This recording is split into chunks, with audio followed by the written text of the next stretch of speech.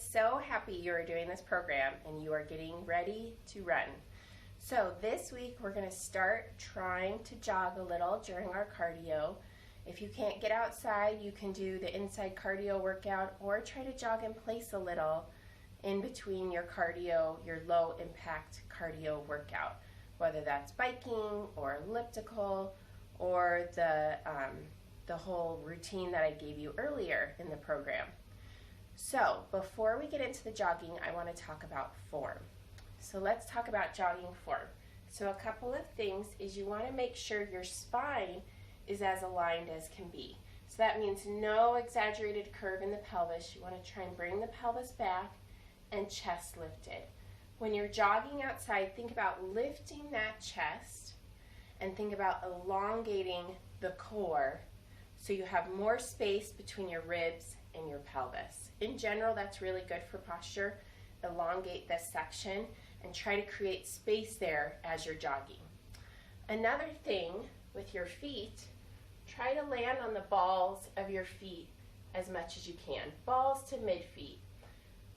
Everybody has a different foot strike. Some people land with their heel, some land mid, some land on their toes.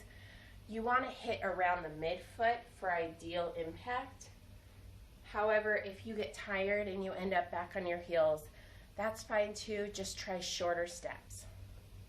Chest lifted, elongated spine and core.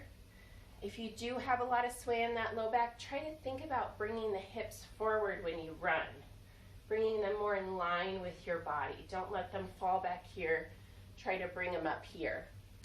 And what you're probably going to need to do is you're probably going to need to take shorter steps to begin with and lift the knees less so that you can focus on getting that core forward, and that's fine. We're not going for sprinting, we're not going for speed right now, we're just going for proper form, and we're working on just getting our bodies used to that impact. So what I want you to do when you jog is jog about 30 seconds and then stop and walk for a minute or two and ask your body how it's feeling.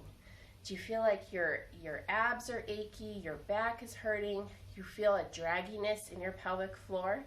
Then we're done for today. That's the only jogging session I want you to do. There will be a little bit of aches and pains in the beginning, especially knee pain is common as long as it doesn't last into the next day after your run. So knee pain, a little bit of ankle pain, those joints are just getting used to the impact. But the things I want you to be aware of is if that dragginess in your pelvic floor doesn't go away but gets worse or lasts after you're done running, if that joint pain continues on and lasts the next day after you're done running, then it's a little too much impact right now. So all these things we're listening to, especially if we're nursing, because we want to make sure we're giving our body the time to heal and we're giving our hormones the time to kind of level out before we really add that impact into our routine. Another important thing, release work after you run. So after you jog walk, even just your speed walk, you want to get down and either use a foam roller, do IT band and hip work and glute work, which I'll add into the routine this week, or you want to do those stretches that I gave you. So that's why I do the release work on our cardio days, because that's really good to do after your run. Just get those hips lengthened.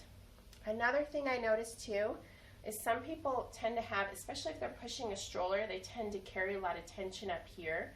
When you're running, try to think about bringing those shoulders down. Don't let them hunch up. What happens a lot of times when we're having trouble breathing with cardio, I don't know why, but we compensate by bringing our shoulders up. And what this does is it makes it harder to breathe, but it's just a natural compensation. So if you're having trouble breathing, be aware of where your shoulders are. Are they up here? Bring them back down and try to think about lifting that chest, shoulders down, elongating this middle part. If you're jogging in place at home, same form tips, and what I encourage you to do is do your jog in front of a mirror. That way you can watch your form and try to correct things and see how it feels. I actually really encourage people to jog at home in front of a mirror before they go out and jog out of place, which is obviously a little different, but just so they can get kind of cued into those form tips I'm talking about. You'd be surprised sometimes. You think you run a certain way, and then you look at yourself either on video or in a mirror, and you're like, wow, I have terrible posture. So those are my tips. Feel free to shoot me an email or comment on this link if you have questions about it. And please let me know if you have any symptoms after your jogs or runs. And I'm looking forward to hearing how it goes this week. For the continuation of our program, we'll be adding in these intervals and increasing them. We'll also be adding an impact exercise to teach our body how to handle that impact and load and see how the pelvic floor responds. We'll be adding those in next week and adding in more single leg exercises to continue to work those stabilizing muscles. Keep up with your work. You're laying a great foundation for your body, not just for running, but for life. Good job, moms.